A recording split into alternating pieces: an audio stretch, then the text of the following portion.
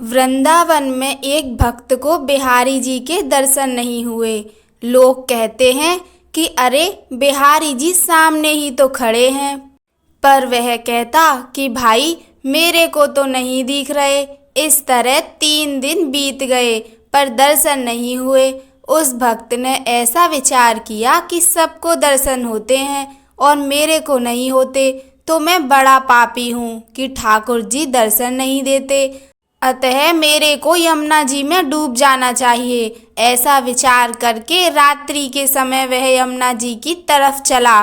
वहाँ यमुना जी के पास एक कौड़ी सोया हुआ था। उसको भगवान ने स्वप्न में कहा कि अभी यहाँ पर जो आदमी आएगा उसके तुम पैर पकड़ लेना, उसकी कृपा से तुम्हारा कोढ़ दूर हो जाएगा।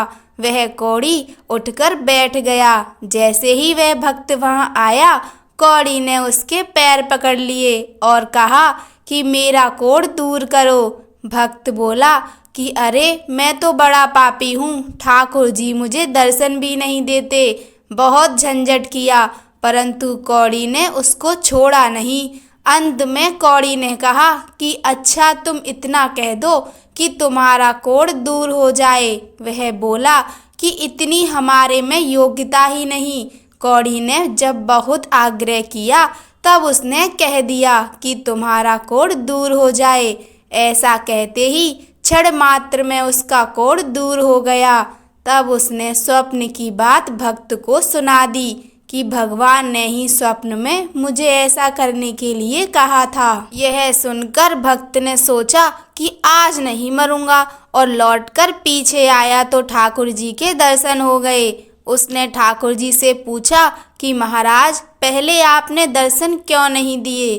ठाकुर जी ने कहा कि तुमने उम्र भर मेरे सामने कोई मांग नहीं रखी, मेरे से कुछ चाहा नहीं, अतः मैं तुम्हें मुंह दिखाने लायक नहीं रहा। अब तुमने कह दिया कि इसका कोढ़ दूर कर दो, तो अब मैं तुम्हें मुंह दिखाने लायक हो गया। इसका क्या अर्थ हुआ कि जो कुछ भी नहीं चाहता भगवान उसके दास हो जाते हैं। हनुमान जी ने भगवान का कार्य किया तो भगवान उनके दास ऋणी हो गए। सुनु सुत तो ही उरन में नाही, सेवा करने वाला बड़ा हो जाता है और सेवा कराने वाला छोटा हो जाता है।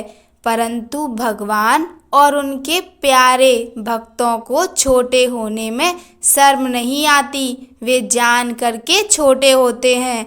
छोटे बनने पर भी वास्तव में वे छोटे होते ही नहीं और उनमें बड़प्पन का अभिमान होता ही नहीं। कहानी सुनने के लिए आप सभी का धन्यवाद। जय श्री राम।